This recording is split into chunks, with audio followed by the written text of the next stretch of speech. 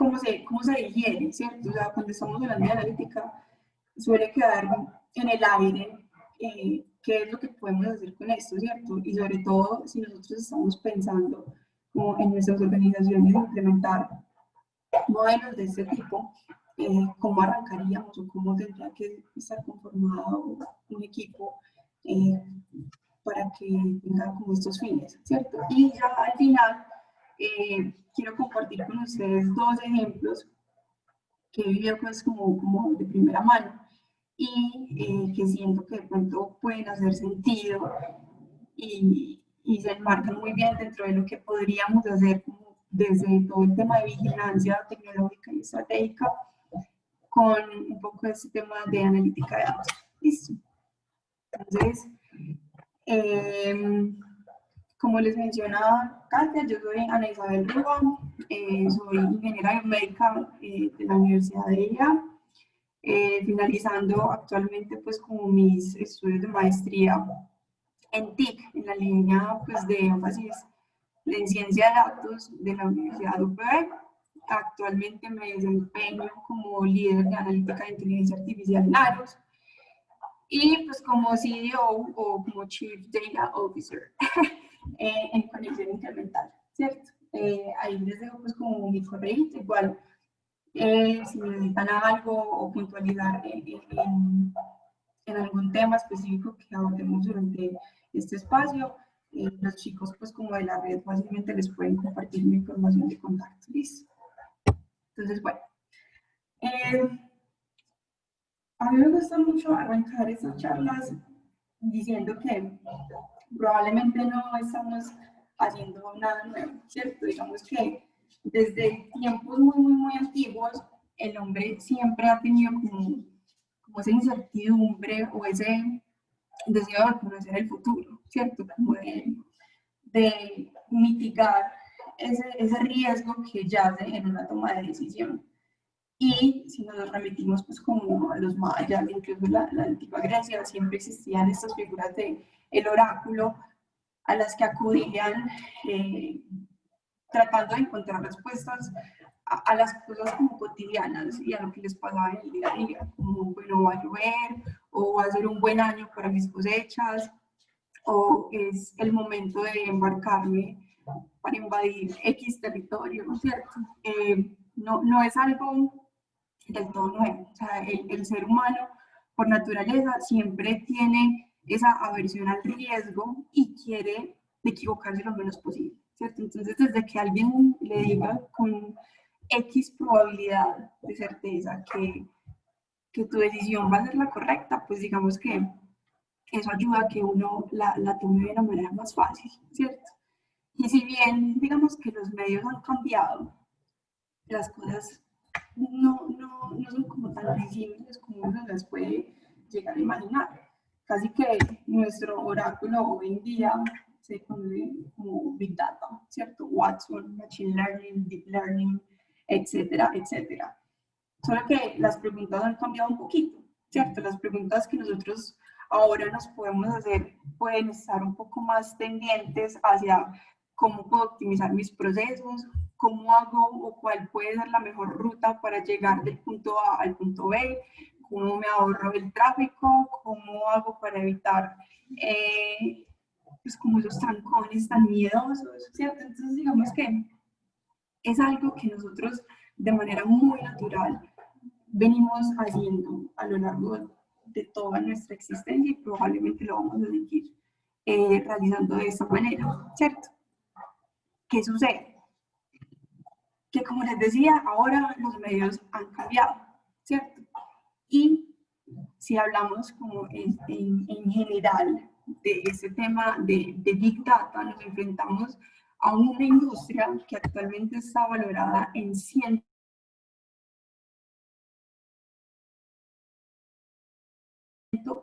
abismal. Nos enfrentamos al tema de qué podemos hacer con esos datos, ¿cierto? Y es que invertir en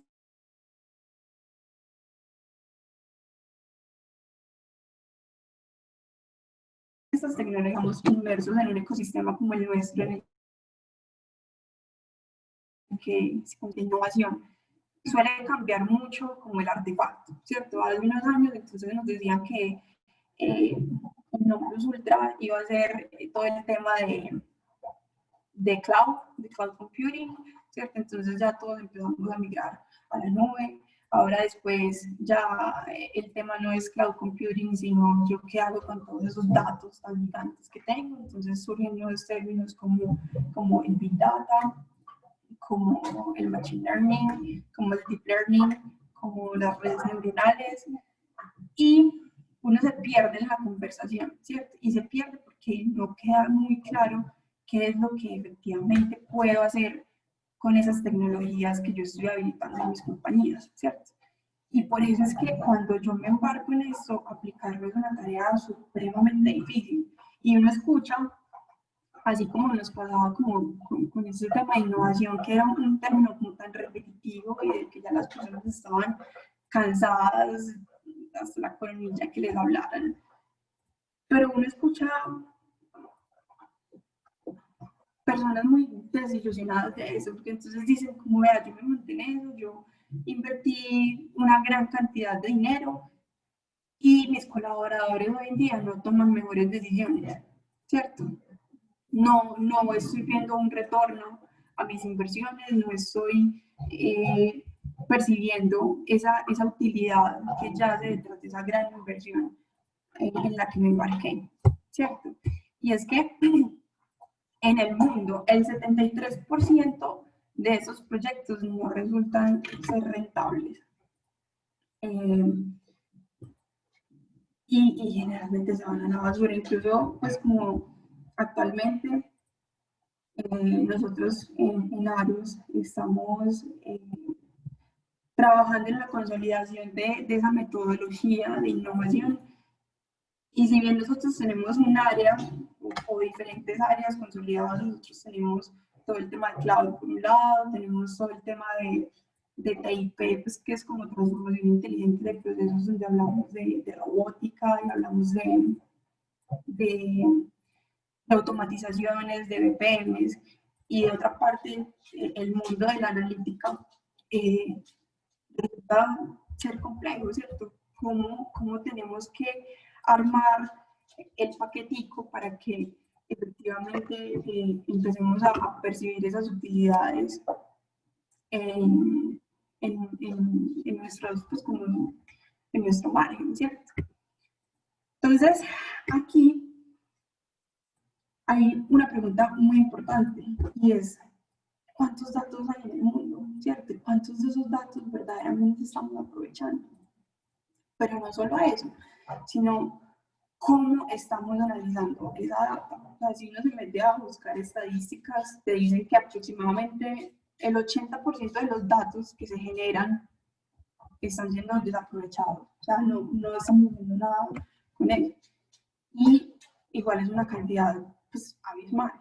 ¿Por qué? Porque muchas veces, y aquí es muy importante esto, no es la cantidad de datos, ¿cierto? Porque el sentido finalmente se lo damos nosotros y por eso es como tan relevante la labor que tenemos desde las oficinas de transferencia tecnológica y desde los equipos de vigilancia estratégica y vigilancia tecnológica. ¿Por qué? Porque es que faltan esos detonantes, ¿cierto? Muchas veces he escuchado decir que uno sigue la corazonada, pues o toma esas decisiones como con el estómago, pero en la medida en la que empieza a escalar, ya tiene que empezar a pensar y a crecer pues como conforme a los datos y conforme a la información que esté recibiendo del entorno, ¿cierto? Entonces, aquí de pronto el llamado es para que cultivemos también ese sentido del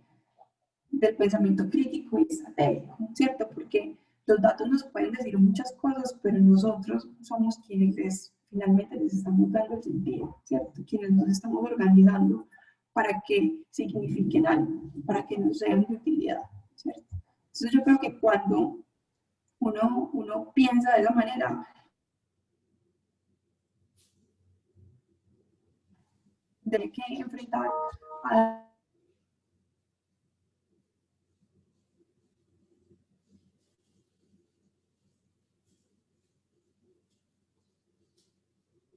datos, de uno ver que hay nuevas áreas de la tecnología pues, como emergentes y que se conocen como small data, ¿cierto? Ya no hablamos de big data, sino de small data. Y ese small data, generalmente en las grandes compañías que hacen analítica, se ve retroalimentado no solo por lo que, pues, por ese gran e infinito mundo de los datos, sino por estudios etnográficos, por personas que tienen ese conocimiento de negocio y que saben a dónde tienen que ir apuntando las soluciones, ¿cierto? Que ya, digamos, los datos de una validación es como el mundo ideal, pero siempre, siempre, siempre tenemos que partir de esa correcta identificación del problema y de la pregunta de negocio. Listo, y yo creo que ahí es donde puede o donde estamos llamados nosotros a aportar las comunidades de la tecnología. Listo, entonces, ahorita les preguntaba cuántos datos hay en el mundo, ¿cierto? Nosotros a 2018 estábamos hablando de alrededor de 18 zettabytes, ¿cierto? Que teníamos como en el mundo generados, y esos datos generalmente no son almacenados, sino que se emiten y cumplen su propósito y ya se pierden.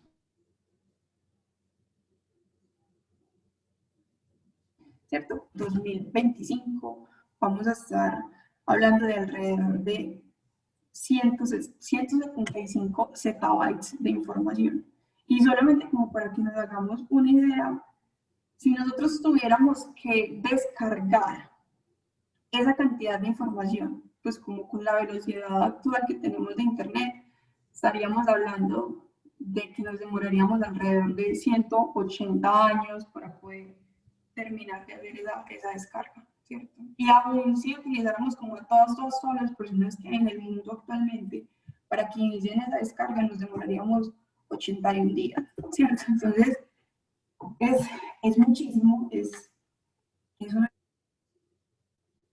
cantidad. A 2008 más o menos, Google hablaba que ellos procesaban alrededor de, pues como del orden de petabytes diarios.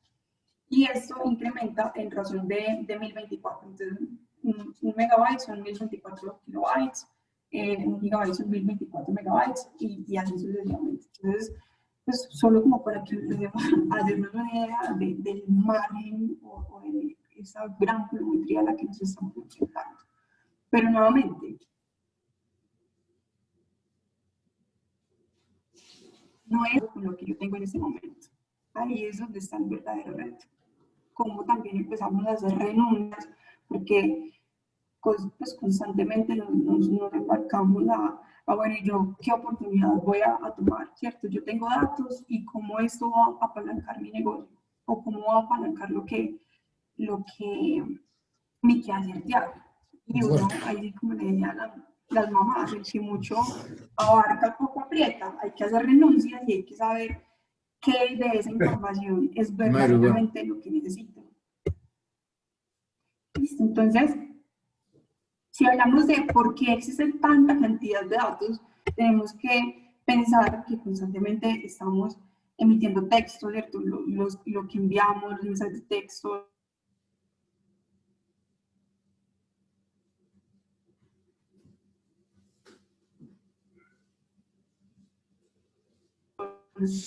cómo procesamos eso. O sea, esto es como simplemente para hacernos una pequeña idea. Video, ¿cierto?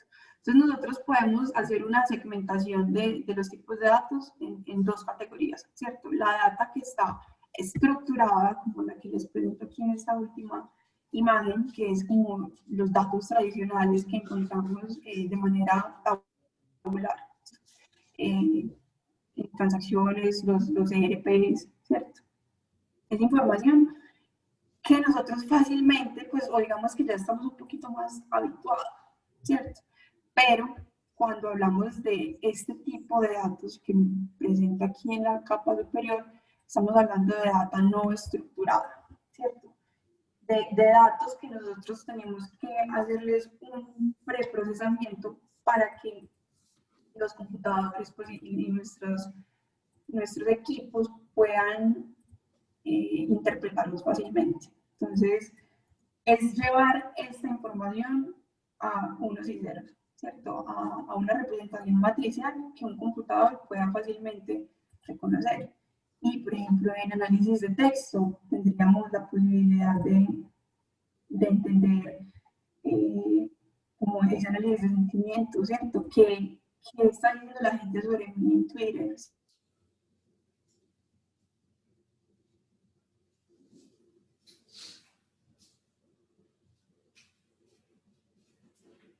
¿Cierto? Algoritmos existen el NLP, que es como Natural Language Processing, que lo que hace es tratar de codificar o de entender esa manera en la que nosotros, los seres humanos, hablamos y darle un sentido a lo que encontramos en el texto, ¿cierto? Tenemos miles de formas de decir las cosas, de expresarnos. Ahora imagínense cuando hablamos no solamente del mundo escrito, sino del audio, ¿cierto? Ahí ya de la frecuencia, ahí ya hablamos de Fourier, hablamos de no solamente pues como de las series de tiempo, sino de ese análisis un poquito más espectral. Vamos a sacar información de ahí. ¿Cómo sabemos si una persona está triste o contenta? ¿Cierto? ¿Cómo podemos desarrollar algoritmos que con una llamada, no sé, a sus centros de ayuda nos permitan identificar solamente por el tono de voz de la persona si se encuentra deprimida o si se encuentra como en un buen estado de salud, ¿cierto? O llevándolo un poco a los temas que yo desarrollo en el día a día, ¿cómo medimos la satisfacción de las personas que llaman a los call centers y sabemos si efectivamente se están cumpliendo los protocolos, si le dimos una buena respuesta a los clientes, si salieron satisfechos con nuestro servicio, ¿cierto? Entonces, ahí se abre como un mundo infinito.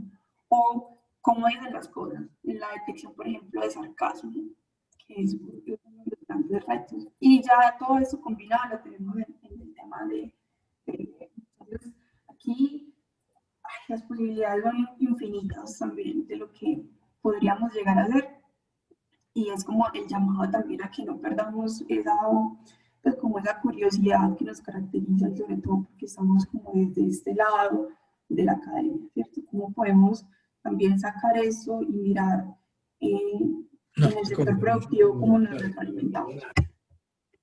Entonces, aquí lo que les decía ahorita, lo importante es cómo estamos interpretando esos datos, ¿cierto? Porque ellos por sí solitos no nos van a crear sentido. Nosotros somos el que se lo damos, ¿cierto? Nosotros somos los que nos inventamos la manera de hacer que una imagen aparezca en unos y ceros y que la podamos procesar en un computador y que esa salida signifique algo para nosotros. ¿Listo? Entonces, aquí también es como un llamado a ser muy responsables, porque como personas de negocio, como usuarios, como clientes, como pacientes, como ciudadanos que estamos embebidos como en todo ese campo de los datos y que estamos tan inmersos y tan permeados, tan contaminados, por así decirlo, desarrollemos ese pensamiento crítico, ¿cierto? Ese es el que nos va a permitir finalmente tomar las buenas decisiones. Un dato no, ¿cierto? Nosotros somos el que le damos el sentido, porque así como procesamos diariamente estas grandes cantidades de información a unas velocidades abismales, eso lo que nos faculta es también la toma de muy malas decisiones, ¿cierto? De una manera mucho más rápida y con un impacto muchísimo mayor al que teníamos unas décadas atrás, ¿cierto? Entonces, ese pensamiento crítico es el que tenemos que fomentar en las universidades, en nuestro trabajo, o sea, no dejarnos llevar solamente por los datos, porque normalmente somos nosotros quienes les damos ese sentido. ¿Listo? Entonces,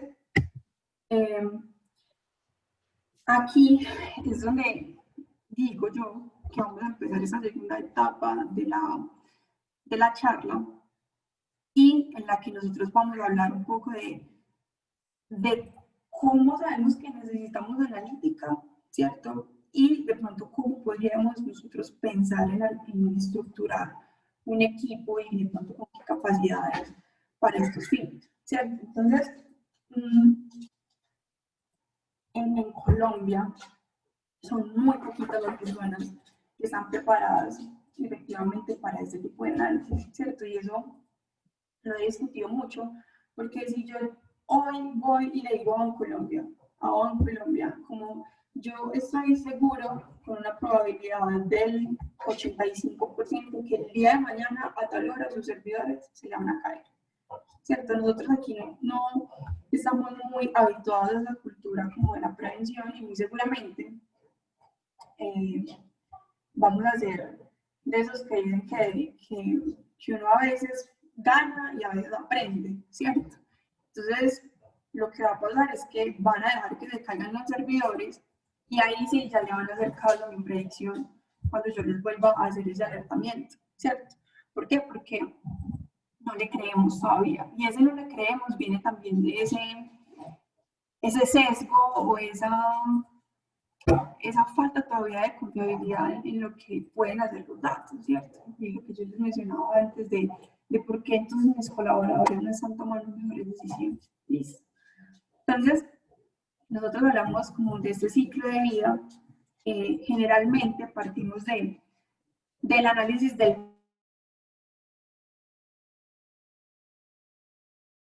pasado, miramos cómo pues, cuál es el comportamiento histórico, no sé, del dólar, de las ventas, de los inventarios que realizo, ¿cierto?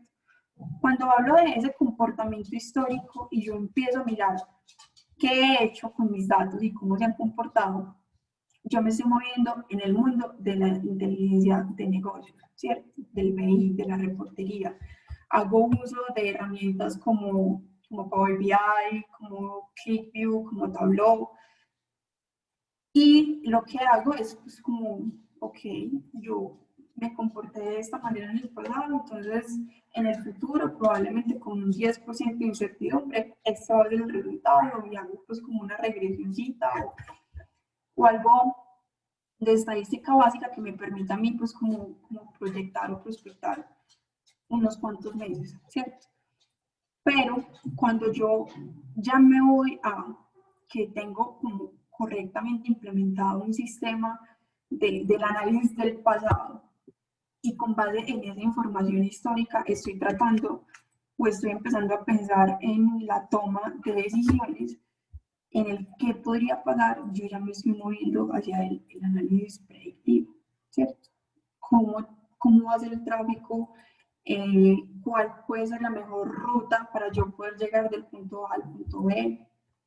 En el tema de cuando estamos escribiendo en texto, no sé, cuál va a ser la siguiente palabra que esta persona probablemente va a escribir, ¿cierto? O sea, muchas de las cosas que hoy tenemos ya nos leen, ya nos interpretan y digamos que es como tan transparente para nosotros que ni siquiera nos damos cuenta que eso ya está ahí. Entonces, miren, que mientras más arriba me vaya, aumenta la complejidad y probablemente los recursos que vayan a necesitar tengan que ser un poco más especializados y también va a aumentar el valor para la toma de decisión, ¿cierto? ¿Por qué? Porque yo aquí lo que estoy haciendo es como disminuir ese riesgo, ¿cierto? Ese oráculo, ese plantear los mejores escenarios.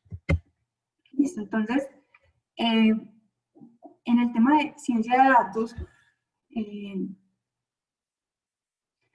uno tiene que ser muy prudente con esto porque no puede pretender que una sola persona abarque todo, ¿cierto? O sea, generalmente esta es un área del conocimiento que está pues como con una tendencia creciente y les dicen los unicornios, pero yo creo que es muy difícil pues que uno pueda encontrar a alguien que tenga todas esas cualidades que uno menciona acá y lo que necesita es conformar un buen equipo, ¿cierto? Entonces, eh, ¿nosotros qué hacemos? Nosotros nos encargamos de sacar esos insights que hay en los datos, ¿cierto? Nos encargamos de construir la información tal y como la conocemos y llevarla a un lenguaje que podamos manipular fácilmente y del cual podamos extraer pues como estos datos ocultos o esto que no se está viendo como tan fácilmente.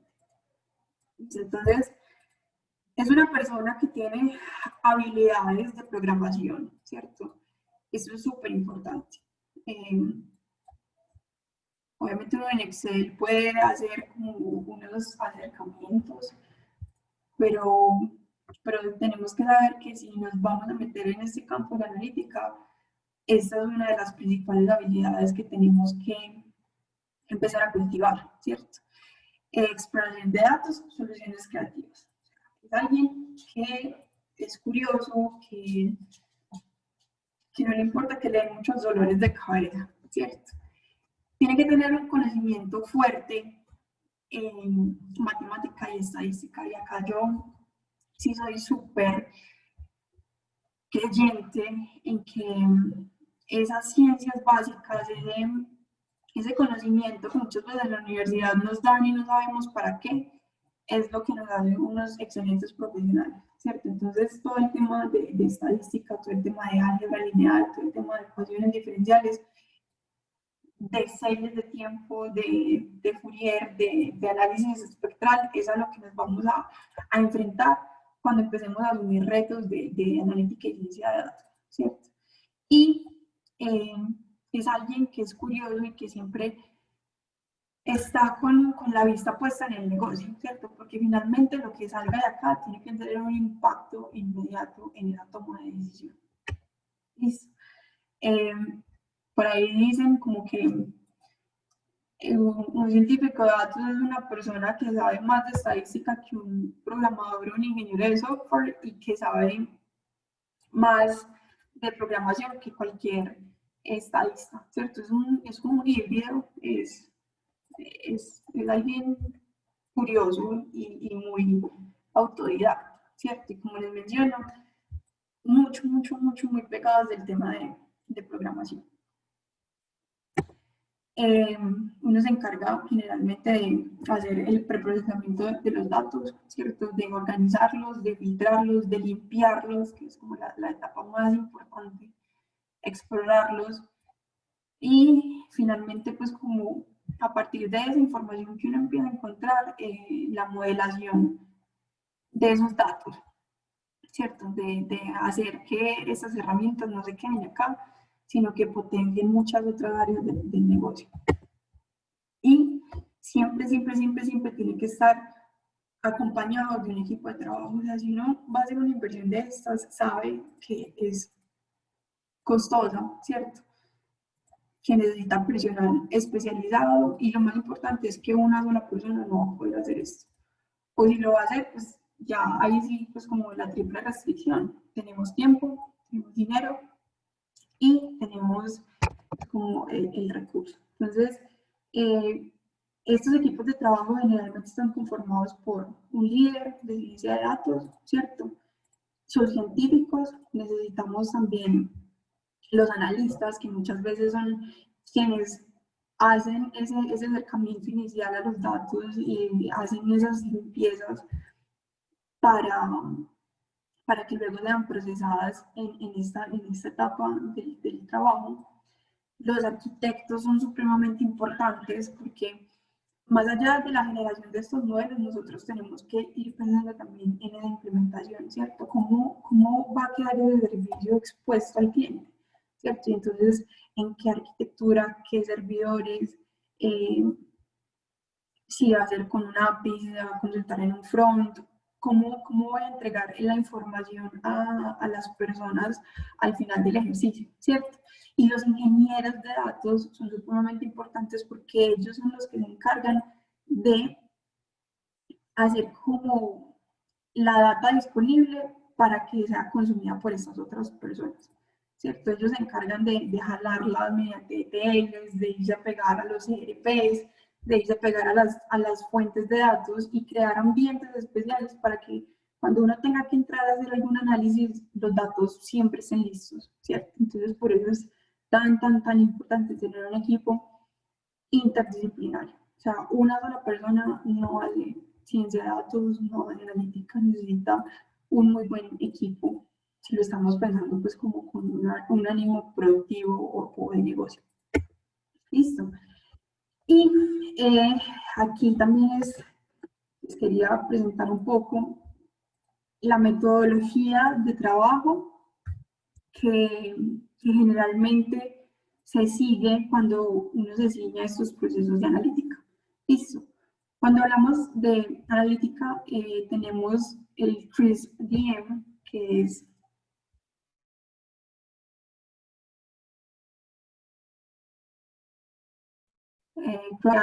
que siempre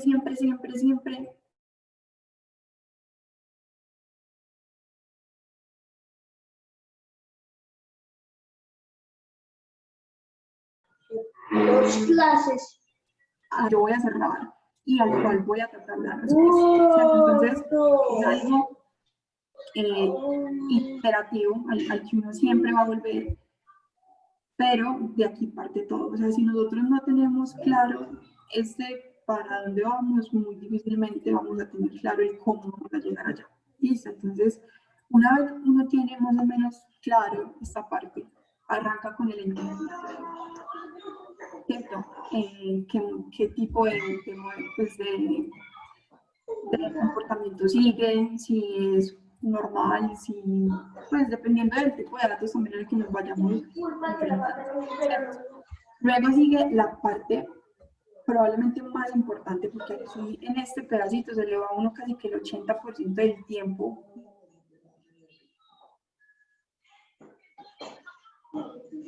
de un proyecto. Lo que hacemos es hacer limpieza, porque generalmente vienen de una manera.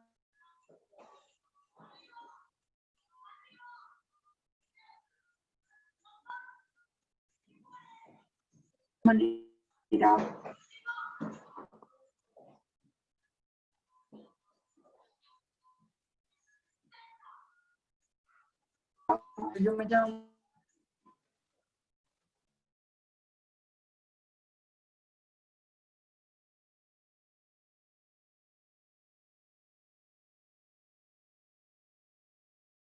o mi teléfono es basura al final del ejercicio. ¿Listo? Entonces, posteriormente viene ya la etapa de análisis y modelamiento y recuerden que siempre estamos volviendo a esa validación con el negocio. ¿Por qué? Porque ellos nos tienen que ir diciendo, sí, por ahí sí es, o no, por ahí no es, o mira, cogete datos también de por acá, ¿cierto? Entonces, es bastante importante. Luego viene la etapa de validación y luego ya pues como el despliegue y la presentación como de resultados. Y bueno, ahí ya pues como una breve introducción a lo que puede ser todo este mundo de datos. Y ahora quiero que hablemos un poquito de cosas más aplicadas, ¿cierto? Recientemente, en mi trabajo de grado, me enfrenté a un reto muy interesante y era la identificación de fake news, ¿cierto? ¿Cómo determino yo que ese contenido que se está compartiendo en redes es auténtico, ¿cierto? Es veraz, no corresponde a intereses de terceros que traten de influenciar el comportamiento de las personas, ¿cierto? Entonces, eh, al respecto, existe actualmente, o digamos como desarrollamos el ejercicio, lo hicimos a través de datos de Facebook, ¿cierto? Con una herramienta que se llama CrowdTangle. CrowdTangle lo que hace es brindarme a mí ese comportamiento histórico de lo que se está compartiendo en redes sociales. Puntualmente, el ejemplo que les voy a mostrar es de un video que se compartió en el que se hablaba como de conspiración en todo el tema de la pandemia. Yo no sé si ustedes alcanzaron a escuchar esa teoría de que el virus pues, del COVID era pues como transmitido a través de antenas 5G y que pues estaban como grandes personas de la industria como Bill Gates detrás de esto y que a través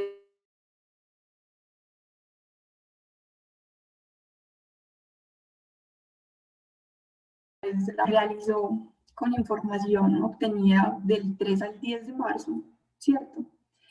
Y mediante una herramienta de uso libre, que eso es lo bueno de la analítica.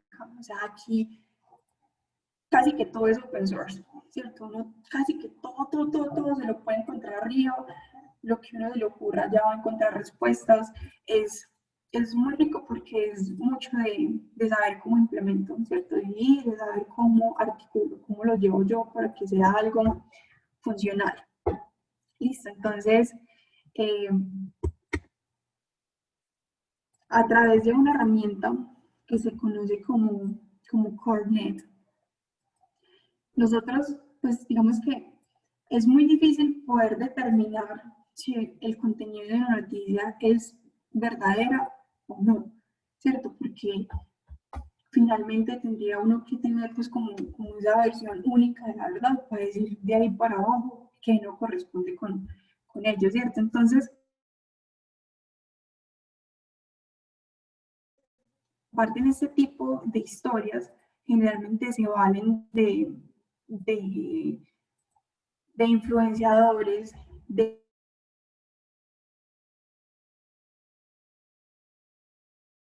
páginas, cómo ponen diferentes personas o diferentes robots o diferentes plataformas para que compartan esa información al mismo tiempo, ¿cierto? Y al compartir esa información al mismo tiempo, lo que hacen es que por debajo se activan ciertos como algoritmos de Facebook que lo que permiten es que tu contenido sea más visible para el resto de la población. Entonces, es ahí donde te empieza a aparecer, te puede interesar esta publicación o te recomendamos esta otra y digamos que se llega o se alcanza más público del que normalmente, pues si no se utilizaran estas estrategias, se lograría. Listo, entonces, digamos que acá el reto era poder identificar, uno, esos links, Dios mío, pues porque si bien este no es como mi trabajo de grado, estaba como muy acotado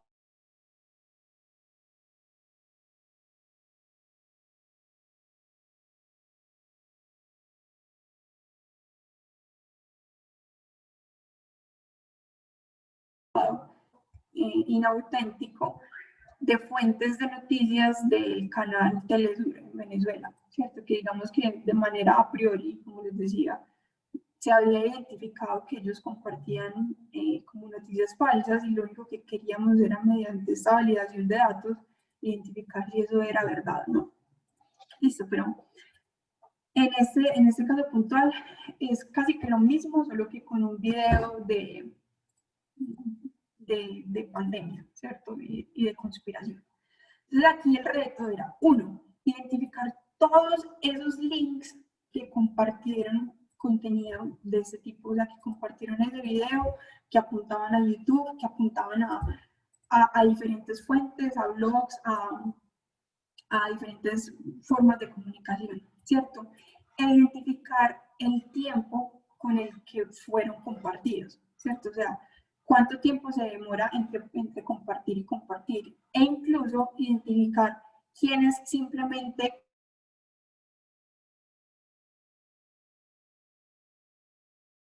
y lo comparten.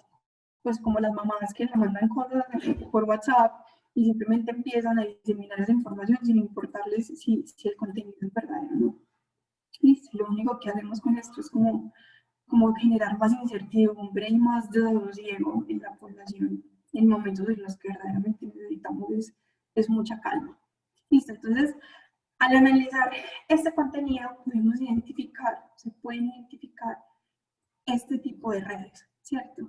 Y en este tipo de redes lo que se visualiza es los principales puntos o los principales nodos que fueron por los cuales se compartió la información. Entonces empieza uno a ver como esas redes de conocimiento, como esos puntos estratégicos. Miren, por ejemplo, aquí aparece Trump 2020, o sea, cómo empieza a jugar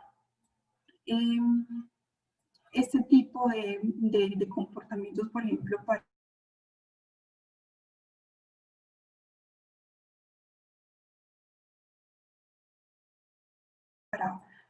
de presidente en Estados Unidos.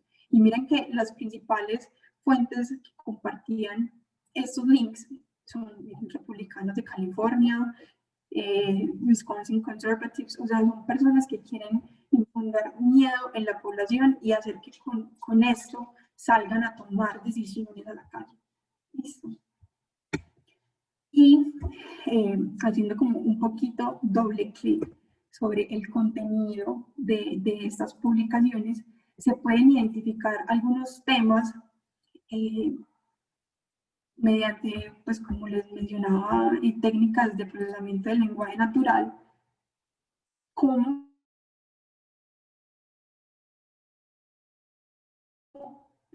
¿cierto? Más allá del video que comparten, es los encabezados que ponen, ¿cierto? Que eso es lo que generalmente las personas ven y lo que hace que se sientan o no atraídos por ingresar a esa publicación, ¿cierto? Entonces, aquí, en estas redes de conocimiento, pues, que se arman, uno puede identificar que se habla de élites poderosas, hay muchas referencias a Bill Gates, como les decía, pues como la vinculación de la élite política, ¿cierto? Y propietarios de patentes multimillonarios. Entonces, es muy interesante, es muy bacano ver cómo estos datos confirman o no esas teorías que nosotros tenemos. Por ejemplo, en mi caso, de si Telesur comparte una información falsa para influenciar a los votantes o crear esos focos que impulsen, por ejemplo, la izquierda o estos comportamientos socialistas. Aquí estamos más enfocados en el tema del COVID, pero miren que apunta mucho hacia toda la futura toma de decisión respecto a una votación y a un presidente. Entonces es supremamente interesante. Perdón pues ahí como porque me alargué, pero es muy bacano y es de fácil acceso, o sea, solamente es conocerla, dejar un poquito ese ánimo o ese espíritu de la programación, porque se requiere, o sea, se requiere para poder llegar a ese tipo de análisis. Y esta es como lo segundo que me encontré y que me pareció súper bacano y súper relevante, más porque era algo que nosotros realizábamos mucho en el día a día, ¿cierto? En nuestro quehacer en el trabajo. Cuando hablábamos de todo el tema de vigilancia tecnológica, vigilancia estratégica. Aquí encontré un tema que en realidad yo no sabía que existía per se, ¿cierto? Y es el tech mining. El tech mining es aplicar métodos de minería de texto a documentos técnicos, ¿cierto? Específicamente documentos científicos o patentes. Listo. Y es muy bacano porque empieza uno a darse cuenta que todas esas herramientas pagas por las que nosotros invertimos tantísimo en las universidades y que nos permiten como ese análisis o ese doble clic a esas bases de datos que nosotros tendemos a analizar, lo podemos hacer fácilmente con herramientas open source y que nos pueden, digamos, brindar o maximizar los beneficios, porque somos nosotros mismos quienes las vamos a construir, ¿cierto? No estamos como supeditados a un tipo de gráfico específico. Entonces, aquí encontré dos, incluso una está siendo desarrollada actualmente por un profesor de la Universidad Nacional, que es Juan David Velasco, ¿cierto? Y lo que buscan es como facilitar ese análisis o esa revisión sistemática de documentos. ¿Listo? Entonces, esto es un poco de los gráficos que actualmente se pueden obtener con la herramienta del profe Juan David, ¿cierto? Aquí, por ejemplo, estamos analizando término de búsqueda, ¿cierto? Porque recuerden que uno finalmente en esas bases de datos hace búsquedas booleanas, ¿cierto? Busca las palabras claves, con los conectores lógicos, a lo que estamos como súper acostumbrados a hacer, pero estos análisis vienen posteriores y basados como en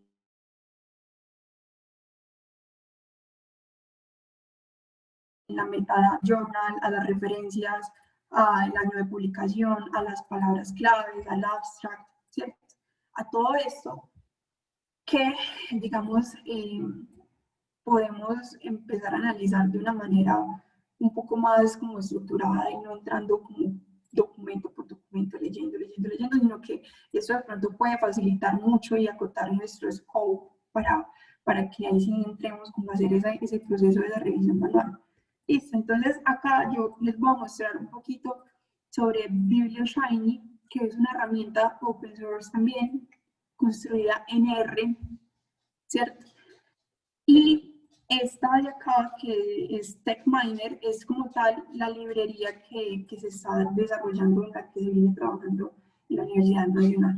Listo, esta sí está en Python, y yo creo que vale la pena como que le demos un repasoncito. Por aquí les voy a mostrar un poco a lo que nos podemos enfrentar si decidiéramos como empezar a utilizar este tipo de herramientas. ¿Listo? Entonces, Bibliometrics es como tal una librería que recibe un input muy importante y pues es como esa base de datos que uno se descarga,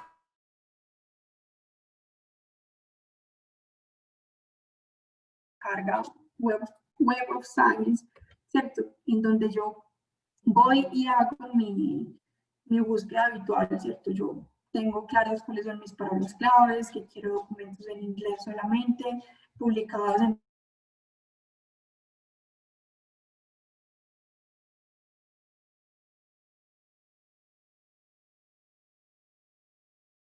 entre tal ámbito, ¿cierto? Para obtener resultados como los que les voy a mostrar. Ahí eso, ¿qué no pasa? Este BiblioShiny tiene una ventaja muy grande y es que pues ya está desarrollado, es como les decía open source, pero tiene una interfaz gráfica o un API que facilita el uso para personas que no son programadoras naturales, ¿cierto? Entonces, a través de esta herramienta pueden interactuar fácilmente, pues hacen la carga de sus archivos e incluso desde acá mismo lo pueden consumir si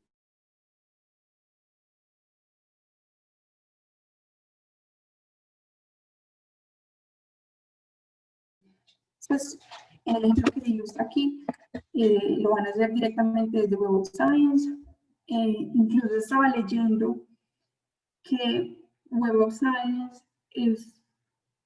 facilita mucho más el análisis, porque como les digo, aquí hay que hacer un preprocesamiento muy intensivo. Si nosotros nos descargáramos los datos, pues como los datos de Scopus tiene una falencia y es que cuando se habla de referencias, ellos no tienen como un formato preestablecido. Listo, entonces una referencia de un autor, encontré que puede, pues una solita, estar referenciada hasta de 316 maneras diferentes. Entonces, cuando uno trata de llevar eso a una estructura tabular, ¿cierto? Un data frame, a lo que yo lo voy a meter a, a este input, pues es mucho más el trabajo que va a tener que hacer. Entonces, que por ejemplo, Web of Science sí tiene eso como súper claro y súper establecido. Listo, entonces acá, como les decía, si el motor de base de datos tiene APIs expuestas, podríamos hacer como las consultas directamente desde el aplicativo, ¿cierto? Con unos queries que no son más que esa, pues como esa búsqueda inicial o esa ecuación de búsqueda que yo construyo. Listo. Miren que acá se conecta. Hola Ana, perdón, lo que pasa es que solamente vemos tu PowerPoint y no vemos lo que estás compartiendo. Tendrías que dejar Ay, de qué rabia. compartir. Dame un segundito. Ok, dale, gracias. Yo creo que aquí ya la están viendo, ¿cierto? Katia, ¿me confirmas, por favor? Ah, bueno, listo. Entonces, como les decía, aquí está el tema de las APIs, si quisiéramos consultar directamente desde allí. PubMed, Web of Science, Scopus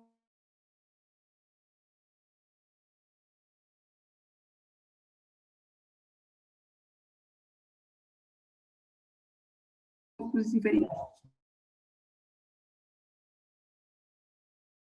Como les digo,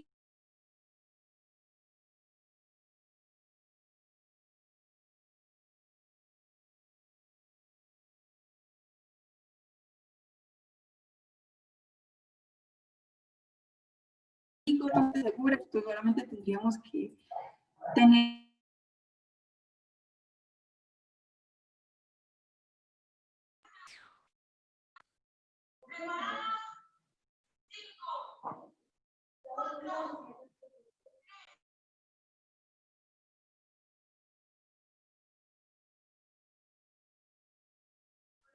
como ese tipo columnas con diferente información de esa metadata. Esta herramienta trabaja con los datos que son como libres.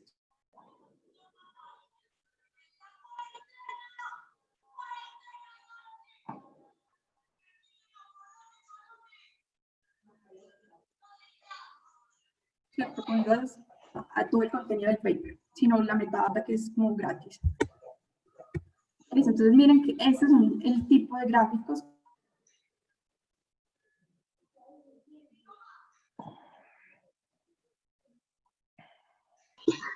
Hola Ana, se nos entrecorta muchísimo la comunicación. ¿Nos escuchas? Que nosotros podemos empezar a obtener. Ahí te escucho súper Hola Ana. bien. Hola. Espérame, ahí me escuchan. Sí, sino que hay momentos que se entrecorta y no te escuchamos.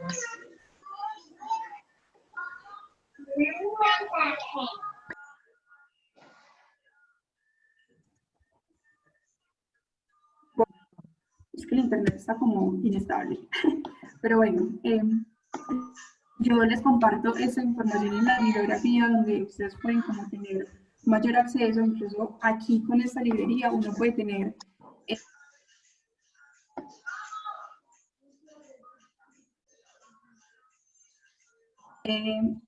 y por análisis que yo sé que uno tiene, pero con las aplicaciones que son pagas. Y acá nosotros como con una buena base de datos podríamos sacarla nosotros mismos. Miren que aquí está como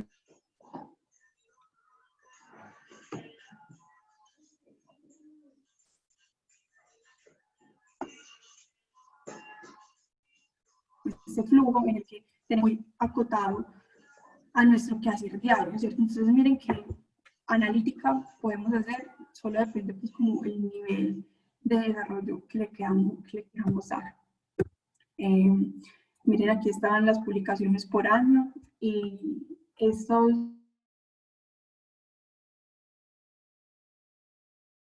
estas, ¿cierto? La línea de tiempo, cómo están en términos de colaboración, ¿sí? Entre diferentes países.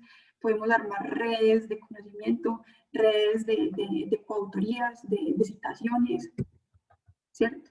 No solamente pues como estos grafiquitos que son como a los que normalmente tenemos nosotros acceso, pero miren, por ejemplo, esa espectroscopía que casi que le permite a uno conocer el ciclo de vida de un tema o de una temática en específico. Cuándo fueron sus puntos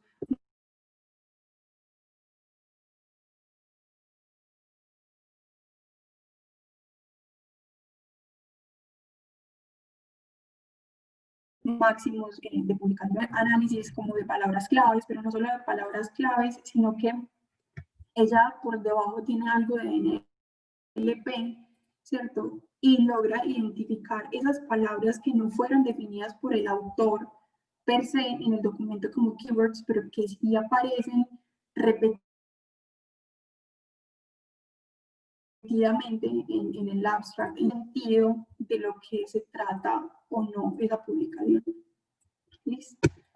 Porque hay concurrencia de palabras, ¿cierto? Podemos construir esas redes temáticas e incluso sé, como por una buena fuente, que la herramienta que está construyendo el profesor de David, un poquito más allá, están utilizando técnicas avanzadas de Machine Learning para poder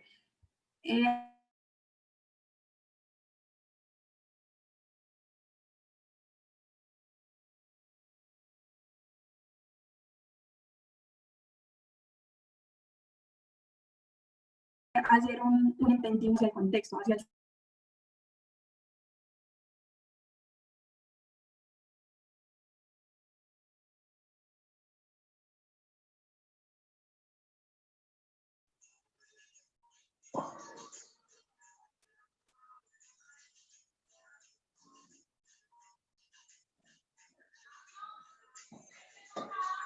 sentido que queda es en el paper. Entonces, si uno dice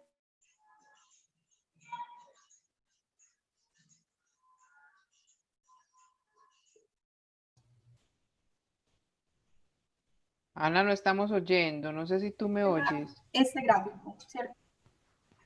Hola Ana, no te escuchamos, se entrecorta muchísimo. Ahí me escuchan. ¿Podrías por favor revisar tu No. conexión a internet? Gracias. Saben que me aparecen todas las rayitas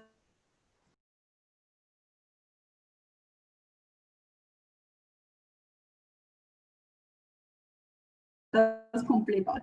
Qué rabia.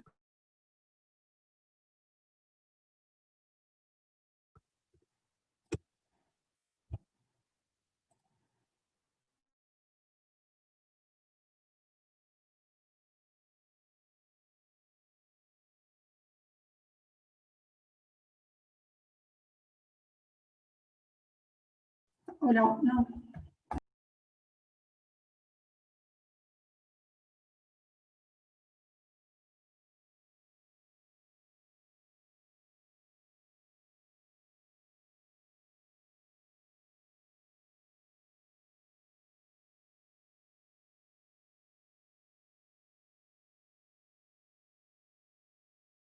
Hola, ¿me escuchan? Sí, Ana. Bueno, pues ya casi que voy a acabar. Pues yo solamente quería como mostrarles esta herramienta que la verdad siento que nos puede ayudar bastante y que es un ejemplo claro de lo que nosotros hacemos desde vigilancia tecnológica, desde el tema de patentes, porque eso también sirve para patentes, que podemos acceder y muchas veces pues como que nos limitamos a tener herramientas pagas que pues la verdad son bastante costosas y aquí tenemos herramientas open source que nos pueden brindar pues como una infinidad de posibilidades. ¿Listo? Entonces,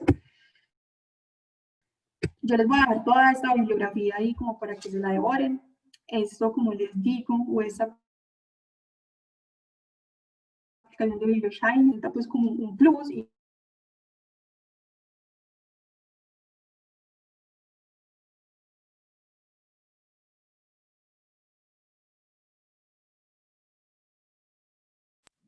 y es que tiene un interfaz para Internet. y bueno, no, si quieren como eso está tan horrible la conexión, pasemos a un espacio de preguntas si es que tienen y ya pues yo les comparto la información. O no sé si de pronto en otro espacio podríamos hacer un ejercicio un poquito más práctico. Escuchan, cool. Ahí me escuchan. Sí, sí te escuchamos. Bueno, no les estaba diciendo que como otra posibilidad podría ser que miráramos esto ya como en la práctica, pero pues obviamente concretar fácilmente, explorar la herramienta, así sea que debemos como construir una plantilla que les pueda ayudar en el proceso o en el trabajo. Entonces no sé si de pronto tienen preguntas como para que... Sí, te quería preguntar cómo implementan el Machine Learning en Data Science. De muchas maneras, o sea, Machine Learning tiene muchos modelos, eh, tiene muchas librerías. Hay una particular que es como la que más se usa, que es Scikit-learn. Entonces, en Data Science, cuando nosotros hablamos de Machine Learning, podemos estar hablando desde, no sé, en mi caso que yo haya utilizado un predictor de género, por ejemplo, a partir del nombre de la persona. O sea, yo me llamo Anelda Rúa, pero ¿qué género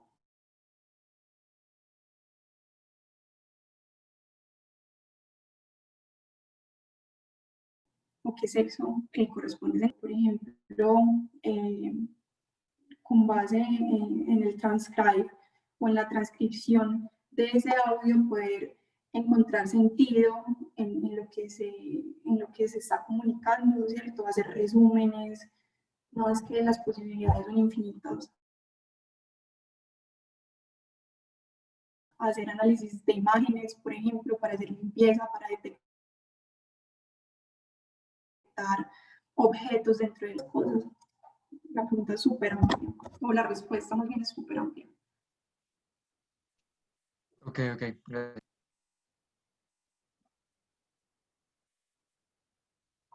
No sé si de pronto hay más preguntas. Sí, buenos días, Ana, ¿cómo estás? Yo Hola. tengo dos preguntas. La primera es si digamos, como en tu labor diaria has tenido la oportunidad de presentar proyectos de desarrollo de este tipo de productos a nivel empresarial y cómo has enfrentado pues esos procesos de pues como de cautivar y atraer a una compañía o a una organización para que se atrevan a esto, partiendo de lo inicial que nos decías en la charla de esa tasa del 73% a la que nos enfrentamos al momento de desarrollar un proyecto como este. Entonces, si de pronto tienes algunos tips o elementos fundamentales al momento de atraer o activar la atención de una organización o de una empresa para que se vincule a un proyecto como estos. Y la segunda pregunta es si al momento de construir algoritmos y modelar pues, las necesidades de una organización, si es posible el escalamiento de esas estructuras o si cada organización, cada empresa es un mundo o hay posibilidades de escalar algunas cosas de código. Qué pena, la pregunta de pronto sí es muy superficial o soy amateur. No te preocupes. Pues bueno, aquí como todo, eso tiene que partir de la voluntad, pues como de los directivos.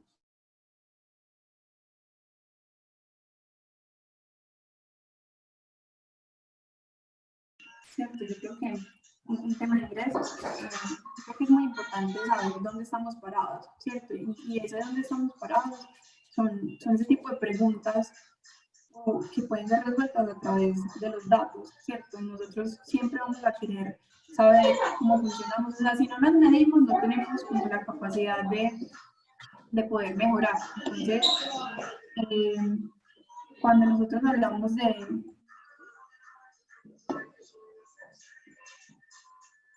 ese tipo de modelos, o de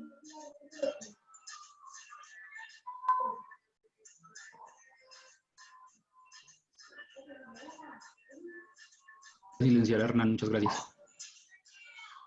iniciativas,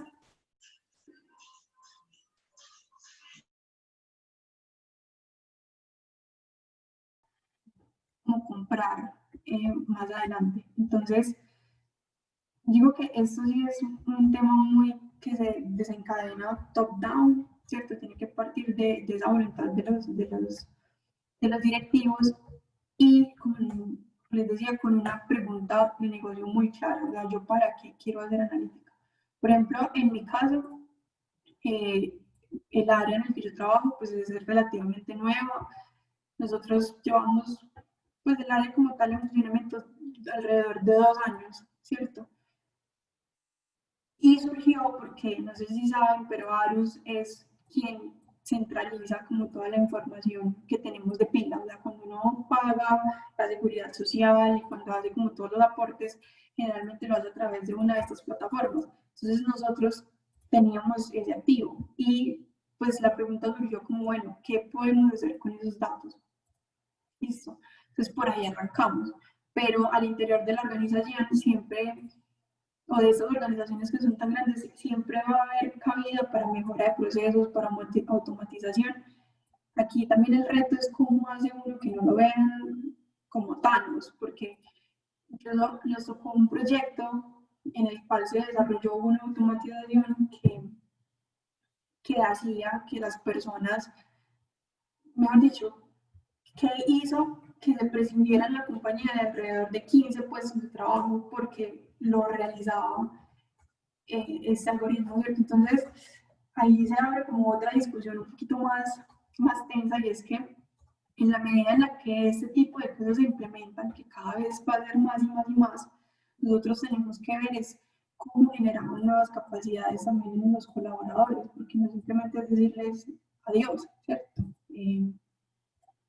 Entonces es un reto muy grande y es algo que no nos puede tampoco como deshumanizar y que se puede convertir en un stopper muy grande al interior de una compañía, porque si llegan a implementar procesos de analítica simplemente como para optimizar procesos y prescindir de personas, pues esto no se va a ver con buenos ojos y no se va a querer pues como crear.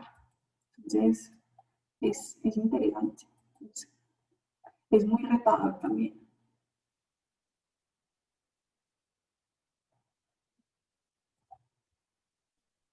Y también te quería preguntar si, pues yo llegué un poco tarde, ¿cierto? Entonces, no sé si tú cuando llegaste, pues como dices, como que habías estudiado o en dónde, me interesaría conocer, pues, esos datos.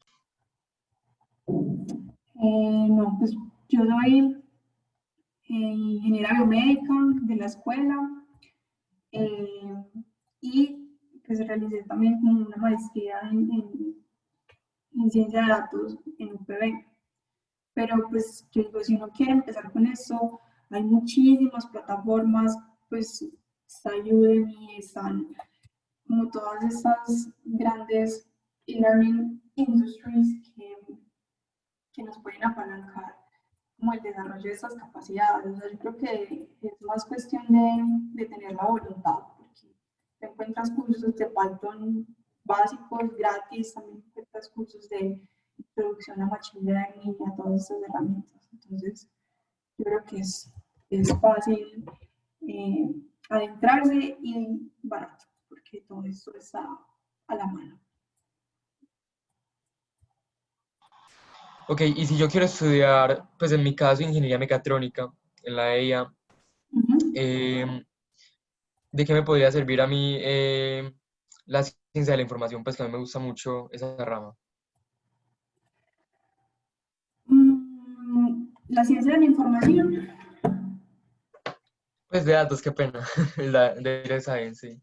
No, sabes que te puedes ir pues para lo que quieras. O sea, nosotros actualmente en, en la compañía y conozco muchas personas porque incluso eh, tengo varios conocidos ya trabajando en AWS, que ya se desempeñan como arquitectos y muchos de los grandes proyectos es, por ejemplo, la hiperautomatización de los dispositivos y de los equipos que existen en las compañías, ¿cierto?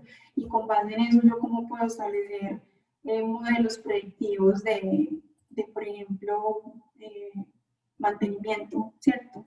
O cómo puedo hacer como un monitoreo de mi operación. Entonces, de verdad que eso tiene aplicación para cada área del conocimiento. Yo creo que analítica se puede aplicar a absolutamente todo. Desde que hayan datos, algo podemos hacer. Ah, listo, muchísimas gracias.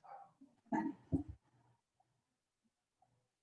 Me quieren preguntar si es posible reutilizar el código. Pues, a ver, uno sí puede reutilizar el código, pero cada proyecto tiene sus particularidades. O sea, eso no es como una receta o una fórmula mágica. Cada cosa tiene como su casuística y sus trabajos como particulares. Bueno, muchas gracias, Ana. No sé si, bueno, teníamos un espacio hasta las 10:30, son las 10:19, o sea que tenemos espacio para una o dos preguntas más. No sé si hay alguien que tenga alguna otra pregunta para que vayamos cerrando.